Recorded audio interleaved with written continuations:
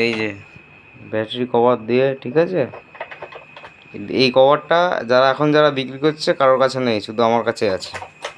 খোঁজ নিয়ে দেখো, কেউই ব্যাটারি কভার দিতে পারবে না, ঠিক আছে। আর এটা হচ্ছে হেডফোনের জ্যাক করা আছে, আর এটা অ্যাডাপ্টারের। কন্ডিশন একবার দেখে নাও।